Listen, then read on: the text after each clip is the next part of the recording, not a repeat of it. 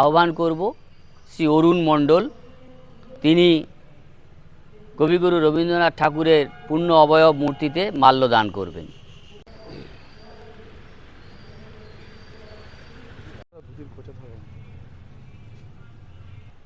কবিগুরুর পূর্ণ অবয়ব মূর্তিতে মাল্যদান করলাম। শ্রী অরুণ মণ্ডল মাল্যদান করলেন। এবার শ্রী অয়ন বিশ্বাস পুষ্পার্ঘ অর্পণ করবেন। বাদুড়িয়া সাংস্কৃতিক মঞ্চের অন্যতম কর্মকর্তা শ্রী অয়ন বিশ্বাস।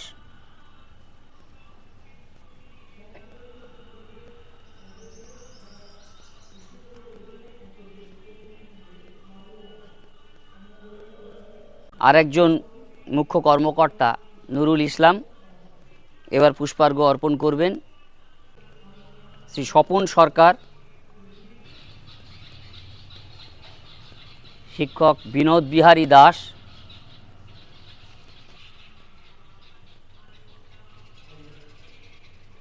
দেশিকা রায় পুষ্পার্ঘ অর্পণ করছেন কবিগুরু রবীন্দ্রনাথ ঠাকুরের এই পূর্ণ অবয়ব মূর্তিতে। সেই সাংস্কৃতিক মঞ্চের অন্যতম সদস্য জিয়াউল রহমান, এই জিয়াকে আহ্বান করছি পুষ্পার্ঘ অর্পণ করবার জন্যে। প্রতি বছরই করিম ভাই তিনি এই ব্যবস্থাটা সুন্দরভাবে সম্পন্ন করেন।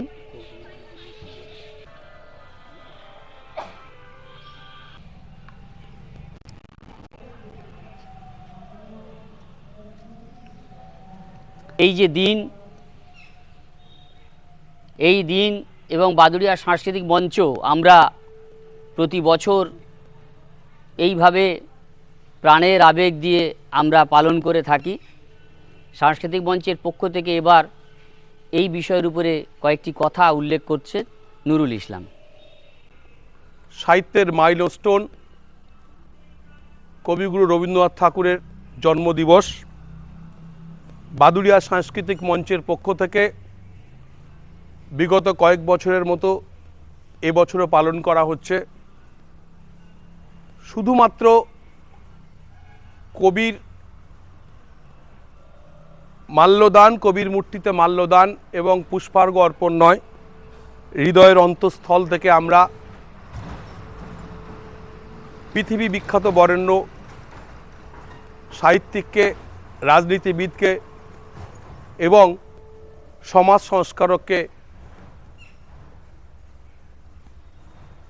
শ্রদ্ধার্ঘ্য অর্পণ করলাম। আজ আমাদের এখানে উপস্থিত বিশিষ্ট জনেরা, বিশেষত সাহিত্যিক, শিক্ষক, শিল্পী উপস্থিত আছেন। তারা বিশ্বকবি সম্পর্কে অনেক কথা বলবেন, তার সাহিত্য সৃষ্টি, সাহিত্য কল্পনা সম্পর্কে বলবেন। আমি একটু অন্য কথা বলি। সমাজ সংস্কারক রবীন্দ্রনাথ ঠাকুর তিনি এক বর্ণময় চরিত্রের স্বাক্ষর রেখেছেন। আমরা যখন দেখেছি যে আজকের দিনে স্বাধীন ভারতবর্ষ আর সেদিনের পরাধীন ভারতবর্ষ তিনি স্বাধীনতার সূর্য দেখে যেতে পারেননি। তার ৮০ বছরের জীবনযাত্রার পরাধীনতার মধ্যেই কেটেছে। জমিদার ঘরে জন্মগ্রহণ করেও তিনি সেটা তদানীন্তনকালে জমিদাররা প্রায় ইংরেজদের সমর্থক ছিলেন। শেষের দিকে হয়তো জমিদাররা বিদ্রোহ ঘোষণা করেছিলেন ইংরেজদের বিরুদ্ধে, কিন্তু কবি তার লেখনীর মধ্যে দিয়ে বারে বারে বিদ্রোহ ঘোষণা করেছেন। ব্রিটিশ সরকারের নাইটহুড উপাধি তিনি ত্যাগ করেছিলেন জালিয়ানওয়ালাবাগের হত্যাকাণ্ডের মধ্যে দিয়ে। এটাও একটা বড় রাজনীতির নিদর্শন। তিনি বারে বারে কেঁদেছেন গরিব মানুষদের জন্যে। শিলাইদহ থেকে শান্তিনিকেতন সর্বদাই তিনি একটাই কথা বলেছেন যে এদেশের মানুষের বাঁচিয়ে রাখার জন্যে সমাজ সংস্কারের প্রয়োজন। সমাজ সংস্কারক হিসাবে রবীন্দ্রনাথকে আমাদের স্মরণে রাখা উচিত। সেদিন হয়তো আয়ুষ্মান ভারত বা লক্ষ্মী ভাণ্ডার ছিল না, কিন্তু সেদিনের যে সবচাইতে বড় লড়াই ছিল ব্রিটিশ বেনিয়ার বিরুদ্ধে লড়াই। আজকের দিনে সেই লড়াইকে স্মরণ করে যারা সমাজ সংস্কারের নামে প্রতারণা করছে তাদের বিরুদ্ধে গর্জে ওঠার জন্যে আমার মনে হয় রবীন্দ্রনাথের দেখানো পথে এগিয়ে চলা উচিত। এই বলে সবাইকে আর একবার অভিনন্দন জানিয়ে কবিকে শতকোটি প্রণাম জানিয়ে আমার কথা শেষ করলাম। নমস্কার। বাদুড়িয়া সাংস্কৃতিক মঞ্চের পক্ষ থেকে আজকের এই কবি প্রণাম, এই কবি প্রণামের আসরে আমরা যারা সমবেত হয়েছি সকলের পক্ষ থেকে কিছু কথা এই অনুষ্ঠানে আজ নিবেদন করছি। আমাদের নিভৃত প্রাণের দেবতা রবীন্দ্রনাথ ঠাকুর শুধু 25শে বৈশাখ 22শে শ্রাবণে নয়, আমরা সর্বসময় নিত্য তার স্মরণ আমাদের মনে চলতে থাকে। তার রচনার অনুধ্যান, তার ভাবনার যে বিকাশ আমাদের মনে হতে থাকে। সবথেকে বড় কথা, এই বয়সে পৌঁছে যেটা মনে হয়, ছোট থেকে তার অনেক রচনার সান্নিধ্যে এসেছি, পড়তে হয়েছে, পড়াতে হয়েছে, কিন্তু সব কিছুর পরেও চিরচেনা শব্দগুলো, চিরচেনা পংক্তিগুলো আজ নতুনতর অর্থ বহন করে আনে আমাদের কাছে। রক্তকরবী নাটক আগেও পড়েছি, ডাকঘর পড়া হয়েছে, অভিনয় করেছি, কিন্তু আজকে এই বয়সে পৌঁছে সেই সব গানগুলো, সেই সব কথাগুলো, সেই সব কবিতার পংক্তিরা নতুন অর্থ নিয়ে আসে, নতুন ভাবনার জন্ম দেয় যেন মনে। এখানেই রবীন্দ্রনাথ, তিনি সর্বকালের, সর্বযুগের, সর্বদেশের, সর্বোপরি সমস্ত বয়সের মানুষের কাছে সমানভাবে গ্রহণীয়। বেশি কথা বলবার অবকাশ নেই। ইদানিং যেটি হয়েছে, আগেও শোনা গান, এখন অন্যভাবে ভাবছি। এই রকম একটি গান আমার অত্যন্ত প্রিয়, রবি ঠাকুরের গান, সেটি নিবেদন করার চেষ্টা করছি আজকে কবিগুরুর 164তম শুভ জন্মদিনে। তব দয়া, তব দয়া দিয়ে হবে গো মোর জীবন ধুতে, নইলে কি আর পারব তোমার চরণ ছুঁতে। দয়া, তব দয়া, তব দয়া দিয়ে হবে গো মোর জীবন ধুতে। তোমায় দিতে পূজার ডালি বেরিয়ে পড়ে সকল কালি, তোমায় দিতে পূজার ডালি বেরিয়ে পড়ে সকল কালি, পরাণ আমার পারিনে তাই পায়ে থুতে। দয়া, তব দয়া, তব দয়া দিয়ে হবে গো মোর জীবন ধুতে। এতদিন তো ছিল না মোর কোনো ব্যথা, সর্ব অঙ্গে মাখা ছিল মলিনতা। এতদিন তো ছিল না মোর কোনো ব্যথা, সর্ব অঙ্গে মাখা ছিল মলিনতা। আজ ওই শুভ্র কোলের তরে ব্যাকুল হৃদয় কেঁদে মরে, দিও না গো, দিও না আর ধুলায় শুতে।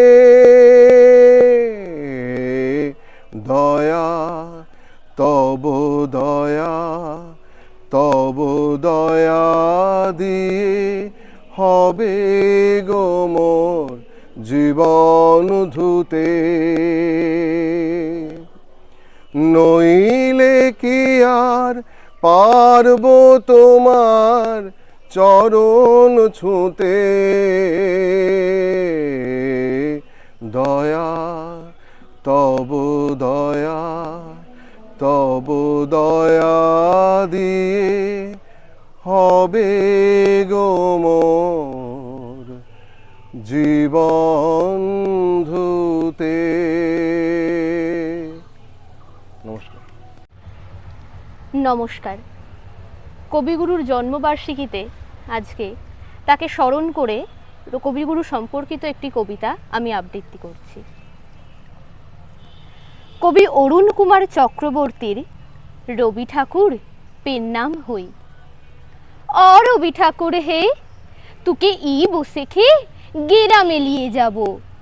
শহরে তুকে লাচায় কোদায় ব্রিজ বানিয়ে সোয়া করায়, রাস্তা বানিয়ে রোদে পুরায়। সি যাতনা আর না সহিব। অ রবি ঠাকুর হে, তুকে ই বসে খে গেরামে নিয়ে যাব। গেরামে তু আর লাইকবে ভালো, মানুষ মোরা কালো কালো।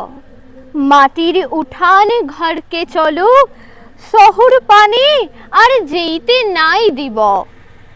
অ রবি ঠাকুর হে, তুকে ই বসে খে গেরামে নিয়ে যাব। তুকে সাহস দিব, পিরিতি দিব, কাঠালে পিরি পেইতে দিব। ঘিজিং ঘিনা মাদল দিব, করম ফুলের মালা দিব। সিগুন ফুলের টুপুর দিব, শাল মৌলের ছায়া দিব। অ ঠাকুর পেন নাম হই, কোনো কথা আর না শুনিব। অ রবি ঠাকুর হে, তুকে ই বসে খে গেরামে নিয়ে যাব। নমস্কার। কথা বলি যে শুধু এক বছরের জন্যে নয়, আর একটা দিনের জন্য আমরা যে কবিগুরুকে স্মরণ করি তা নয়। কবিগুরু রবীন্দ্রনাথ ঠাকুর, কবি কাজী নজরুল ইসলাম থেকে শুরু করে কি তাদেরকে সামনে রেখেই, তাদের দেখানো পথেই আমরা এগিয়ে যাই। বাদুড়িয়া সাংস্কৃতিক মঞ্চ প্রতি বছরেই এই ধরনের অনুষ্ঠানের মধ্যে নিজেদেরকে রাখে।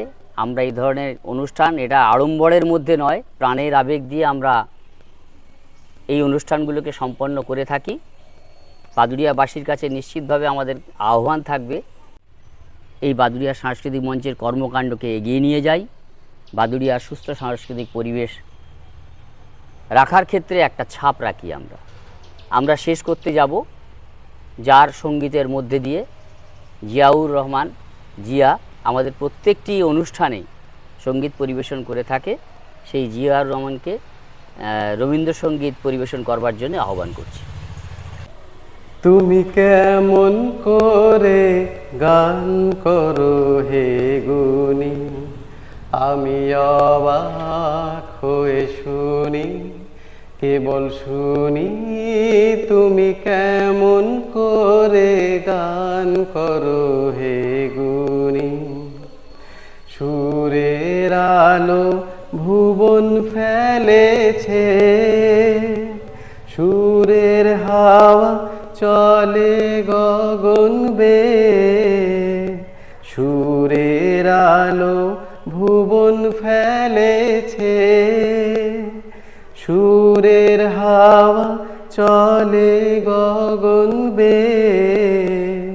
পাষাণ টুটে ব্যাকুল বেগে ধে, বহিয়া যায় সুরে সুরধ্বনি। তুমি কেমন করে গান করো হে গুণী, আমি অবাক হয়ে শুনি, তুমি কেমন করে গান করো হে গুণী। বিশ্বকবি রবীন্দ্রনাথ ঠাকুরের 164তম জন্মদিবস।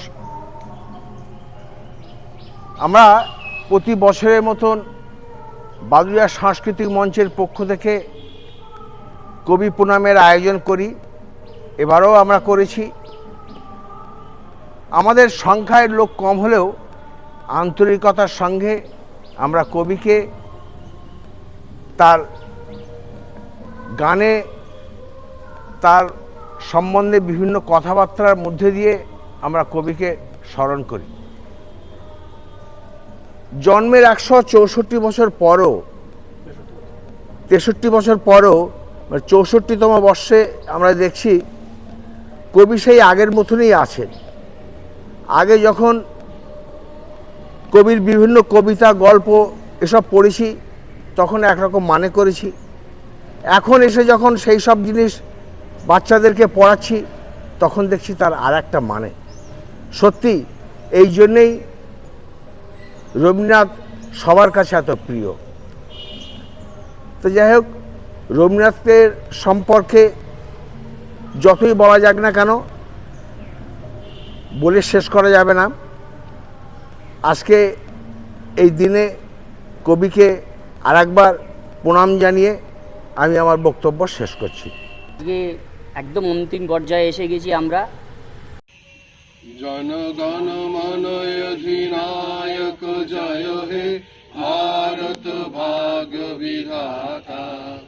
पंजाब सिंध गुजरात मराठा द्राविड़ उत्कल बंग विंध्य हिमाचल यमुना गंगा उच्छल जलधि तरंग तब शुभ नामे जागे तब शुभ आशीष मागे गाहे तब जय गाथा जनगण मंगलदायक जय हे भारत भाग्य विधाता।